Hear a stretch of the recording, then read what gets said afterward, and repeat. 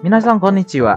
Kembali lagi di Benri Himade, yaitu Benkyo Rikai. Jadi di sini aku mau bahas tentang Manabo bab 27 dari buku Junchikyu Nihongo. Jadi di bab 27 ini kita akan belajar apa sih? Nah, di pokok bahasan kali ini kita akan membahas tentang temimas, lalu teshimaimas, dan juga te okimas. Nah, sebelumnya aku jelasin dulu ya. Temimas itu dasarnya itu yang artinya untuk verba bantu yang menyatakan percobaan. Lalu kalau teshimaimas itu menyatakan penyelesaian dan juga bisa juga penyesalan. Lalu yang ketiga itu ada verba bantu te okimas yang artinya itu menyatakan persiapan, menjaga, dan mengatur atau mengurus. Nah, jadi kita masuk ke kihonbu-nya. Nah, kalau te miru itu tadi sudah dijelaskan bahwa ini tuh lebih ke menyatakan kalau misalnya mencoba. Nah, bisa dilihat dari contoh kalimatnya yaitu ima wadai no mise ni itte mimashita. Nah, jadi artinya itu sekarang atau beliau yang sedang mengobrolnya itu jadi ada di tengah-tengah gitu, jadi kayak sedang melakukan. Sekarang mencoba pergi ke toko yang menjadi pembicaraan, jadi lebih ke kayak pola kalimatnya tuh akan mencoba lagi, lebih ke seperti pola bentuk tai ya, tapi bedanya itu ini kayak lebih ke ingin mencoba, jadi langsung gitu, kayak langsung terjun jatuhnya tuh kalau misalnya dari perumpamaan. Next kita ke pola kalimat kedua, kono zubon wo haite mite kudasai. Nah, jadi yang artinya itu tolong coba pakai celana panjang ini. Nah, kenapa tadi temiru temimashita sekarang malah te kudasai? Sebenarnya banyak ya, bisa beberapa kita variasiin. Jadi kalau misalnya mimashita berarti kayak emang udah kayak lampau gitu jatuhnya tuh, karena ada bentuk mashita atau karena itu yang menyatakan bentuk lampau. Kalau ini bentuk menyuruh, kayak bentuk perintah, jadi harus kayak diubah, jadi bukan temiru lagi, jadi te kudasai. Lanjut, mezurashi ryori o tabete mitai na. Nah, kok kan katanya tadi kalau pola kalimat temiru ini mencoba, tapi hampir sama kayak bentuk tai yang akhirnya ingin melakukan. Nah, ini tuh lebih ke bentuk spesifiknya teman-teman. Jadi kayak kalau dalam arti si pola kalimat ketiga ini kayak ingin mencoba masakan yang unik. Mezurashi itu bisa unik, langka dan lain-lain gitu ya. Tapi ini kalau misalnya dari konteks kalimatnya sendiri itu mengandung makna yang unik. Lalu yang keempat, kondo issho ni itte miyou yo. Nah, yang artinya lain kali mari mencoba pergi bersama-sama. Nah, jadi kalau ini bentuk kayak mencoba tapi mengajak gitu. Jadi kayak ingin mencoba tapi mengajak orang lain gitu. Jadi ada bentuk perubahan pakai mimasho gitu ya. Tapi ini bentuk lebih ke informalnya. Jadi pakai pola kalimat yo gitu. Jadi ditambah darinya kata kerja yang tadinya miru jadi mio. Lanjut ke pola kalimat kelima yaitu mo ichido hanashiatte mitara dou desu ka? Nah, kalau ini lebih ke pertanyaan, karena jatuhnya kan kita menggunakan pola kalimat tara. Jadi ru-nya diganti jadi tara yang emang artinya itu lebih ke mencoba menyarankan. Nah, kalau ini jadi artinya bagaimana kalau mencoba berbicara sekali lagi? Mo ichido hanashiatte mitara dou desu ka? Nah, jatuhnya seperti itu, teman-teman. Lanjut. Nah, kita ke teshimau. Nah, jadi teshimau tadi yang sudah aku jelaskan itu tuh bentuk penyelesaian dan juga bisa jadi bentuk penyesalan. Nah, kalau misalnya kita langsung bahas deh di contoh kalimatnya. Kono hon wa mo yonde shimaimashita. Jadi buku ini sudah dibaca seluruhnya. Nah, mungkin teman-teman agak bingung ya, penyesalan gimana, penyelesaian. Nah, kalau ini tuh lebih ke penyelesaian. Jatuhnya tuh kan kenapa lebih ke kalau kita sebelumnya kayak udah diberitahu sama sensei yang lain gitu. Kayak kalau misalnya ini dalam konteks kalimat yomu jadi yomimashita. Tapi kalau yonde shimaimashita ini jatuhnya tuh seperti kayak lebih ke kayak kita tuh udah baru-baru ini selesai gitu. Kalau yomimashita lebih ke kayak apa ya? Kalau bahasanya tuh lebih ke kayak yang lampau-lampau gitu. Kalau yonde shimaimashita ini emang bener-bener selesai sampai titik akhir. Misalnya kalau hong ini kan lebih titik akhir buku. Kalau yomimashita tuh bisa kayak di tengah-tengah, bisa di awal atau gimana. Kalau misalnya bosan udah mau yomimashita gitu. Kalau ini yonde shimaimashita itu lebih ke kayak penyelesaian yang benar-benar selesai gitu. Contohnya seperti itu. Sama seperti pola kalimat kedua kayak densha no naka ni kasa o wasurete shimaimashita. Jadi ketinggalan payung di dalam kereta. Nah, ini bentuk penyelesaian tapi ada bentuk penyesalan gitu, teman-teman. Kayak densha no naka ni kasa o wasurete shimaimashita. Jadi saya ketinggalan payung di dalam kereta. Jadi jatuhnya tuh kayak ini selesai naik kereta dong, kan penyelesaian. Tapi ada satu penyesalan yang dia dialami gitu. Yang ketiga, kono video wa mou mite shimaimashita kara kashite agemasu yo. Nah, jatuhnya kan karena emang sudah selesai, sama seperti pola kalimat nomor 1 lagi. Jadi teman-teman harus membedakan mana yang yomimashita yang sama yang shimaimashita ini. Karena kalau shimaimashita ini emang benar-benar seluruhnya emang sudah dibaca gitu. Kalau misalnya sudah kalau bentuk pola kalimatnya seperti nomor 1. Kalau ini nomor 3 ini lebih ke bentuk kayak sudah ditonton karena videonya udah benar-benar selesai ditonton. Jadi bisa dipinjamkan. Itu dalam konteks kalimat nomor 3 ya. Lanjut. Nah, kita ke teoku. Nah, kalau teoku tadi yang aku udah bilang ya di awal, lebih ke menyiapkan sesuatu, lebih ke apa ya? Bisa jadi juga seperti lebih kayak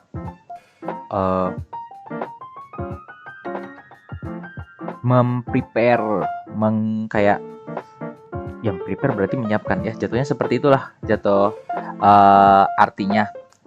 Kalau misalnya kita lihat di pola kalimat nomor 1, tomodachi ga kuru node keiki o katte okimashita. Jadi karena teman akan datang, saya akan membeli kue. Tapi ini lebih jatuhnya tuh sudah dibeli, jadi sudah disiapkan katte okimashita. Karena ada bentuk mashita yaitu bentuk lampau, bentuk sesudah. Lalu kalau pola kalimat kedua, kono biru o reizoko de yashite oite kudasai. Nah, kalau bentuk perintahnya oku, jadi kan ini oku tuh kalau bentuk masnya okimas ya, bentuk sopannya. Jadi kalau udah dari ki, bentuk t-nya oite. Jadi harus sebelumnya teman-teman juga benar-benar harus ingat ya kayak perubahan pola kalimat T, karena itu yang akan menjadi penghubung antara si pola kalimat yang lain. Kalau misalnya pola kalimat menyuruh, pola kalimat lampau dan lain-lain. Tuh. Lalu contoh kalimat ketiga, ryugaku suru mae ni eigo benkyou shite oku tsumori desu. Nah, jadi ini lebih ke prepare lagi ya. Jadi jatuhnya yang berarti sebelum sekolah ke luar negeri, saya bermaksud untuk belajar bahasa Inggris. Nah, jadi bermaksud lebih ke menyiapkan supaya ada modal di dalam di dalam. Jadi ada modal saat pertukaran pelajar atau juga kusur ini kayak ke luar negeri gitu. Jadi belajar bahasa Inggris.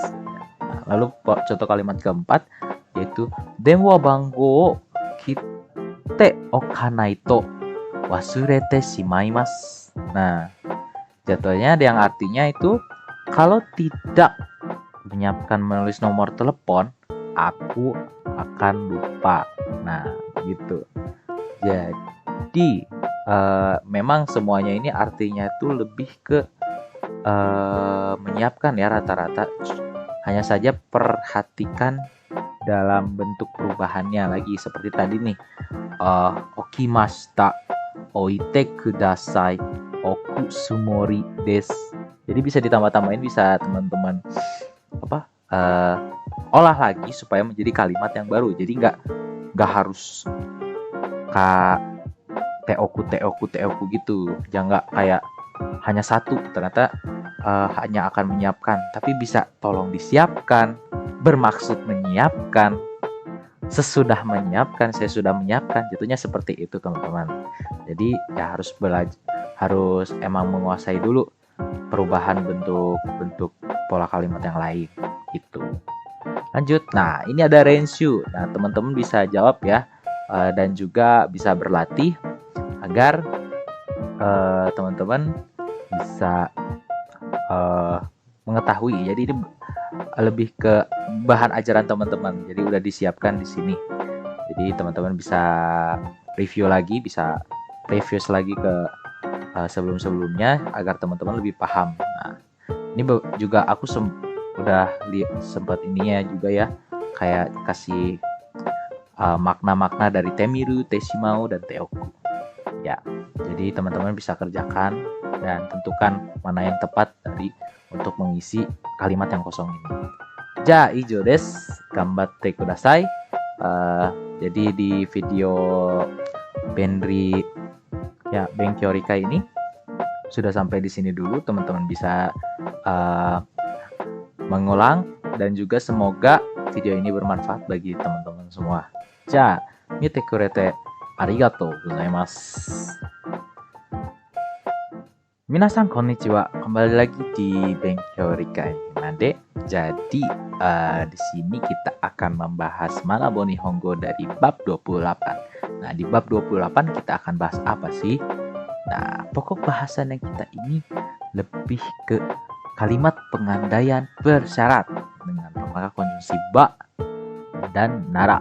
Lalu kalimat pengandaian berstruktur yaitu ba lalu hodo. Jadi ini lebih ke kalimat pengandaian ya teman-teman bab ini. Tapi ada beberapa jenis kalimat pengandaian dan juga ada beberapa teori yang akan membedakan dari si pengandaian dari si pola kalimat pengandaian ini. Kita lanjut. Nah, jadi ini teman-teman harus pahami dulu perubahan bentuk kelas katanya ya. Jadi kalau misalnya verba 1 contoh dalam kalimatnya i berubah menjadi e, terus ki jadi ke, terus gi jadi ge. Nah, terus tambah ba ya, jangan lupa teman-teman. Rata-rata lebih ke mengganti si verba awalnya menjadi bentuk e. Misalnya tadi kan kikimas jadi kikeba, isogimas jadi isogeba gitu. Jatuhnya kayak tabemas, tabereba, taberu, tabere, okimas, okireba, okiru. Jadi teman-teman yang ubah dari jisoke-nya atau bentuk kamusnya yang tadi awalnya jatuh kalau misalnya dari contoh okimas, okiru jadi okireba. Jatuhnya seperti itu. Nah, kalau verba 3 itu shimas jadi sureba, suru jadi sureba.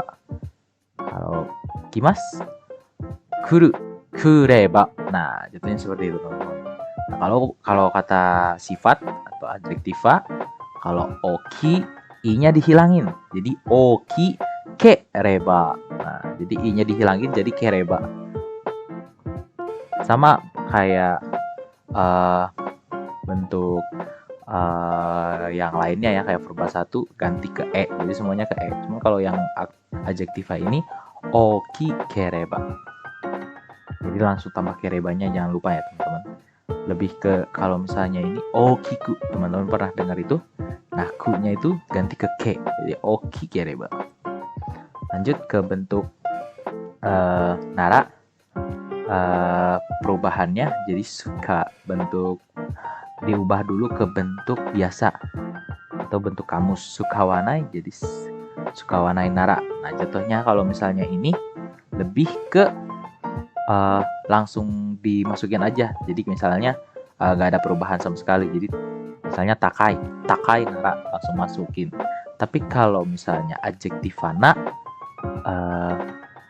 langsung tanpa nanya, jadi kan misalnya shizukana benrina, nah jadi langsung aja benri nara shizuka nara. Nah jadinya seperti itu teman-teman. Dan kalau nomina misalnya yang aku tulis di sini ame, jadi ame nara, bukan ame no nara ya, biasanya kita mendengar itu gitu, tapi ini lebih ke langsung aja teman-teman masukin ame nara. Nah lanjut ke pemateriannya. Nah kalau ba ini lebih tadi yang sudah dijelaskan itu pengandaian, tapi jatuhnya tuh kalau harus sesuai konteks. Jadi ada pengandaian yang emang tuh bisa langsung terjadi gitu teman-teman. Jadi harus emang ada hasilnya, jatuhnya tuh kayak misalnya kamu buat begini akan jadi begini. Kalau misalnya dalam pola kalimatnya, jadi isshokenmei benkyou sureba kitto gokaku suru desho. Nah, jadi kalau misalnya tetap belajar, kita sungguh-sungguh belajar, pasti akan lulus, kita akan berhasil gitu jatuhnya. Jadi harus ada syarat si pola kalimat sebelumnya, dan juga harus ada hasil. Nah kalau hasilnya kan bisa dijebak, kalau misalnya kita belajar terus pasti kita akan lulus dong, misalnya mata kuliah dan lain-lain gitu. Lanjut ke kalimat kedua, kono mondai wa sensei ni kikanakereba wakarimasen. Jadi kalau soal ini jika ditanyakan kepada guru, pasti tidak ditanyakan kepada guru, pasti tidak mengerti. Jadi ini lebih ke bentuk pengandaian dan juga lebih ke saran gitu ya jatuhnya. Kalau misalnya ini karena kereba, jadi kayak kalau misalnya ini tidak kamu tanyakan, kamu tidak akan mengerti jatuhnya seperti itu. Tapi yang dijelaskan di sini tuh bentuk syaratnya ada teman-teman. Jadi teman-teman harus lihat pola kalimat sebelumnya jadi itu akan menentukan hasilnya. Jadi hasilnya itu tidak boleh bertentangan sama kalimat yang sebelumnya gitu. Jadi misalnya ini kalimat 1, yang sebelumnya ini kono mondai wa sensei ni kikanakereba, itu kalimat 1, hasilnya ini wakarimasen. Sama juga seperti ini, tenki ga yokereba suri ni ikemasu. Kalau semisal cuaca bagus, saya akan pergi ke memancing gitu. Pokoknya aku jelasin lagi sekali lagi, harus ada syarat yang benar-benar akan menghasilkan gitu, yang berkaitan tentang syarat tersebut, seperti itu. Nah gitu, ini yang tadi aku jelasin ya. Jadi harus ada syarat. Jadi kalau soal masalah ini tidak akan mengerti kalau tidak bertanya kepada guru, contohnya seperti itu. Nah, kita lanjut ke pola langsung kodo. Nah, pada contoh kalimat 1 kita lihat ya teman-teman. Haru ni nareba hana ga sakimasu.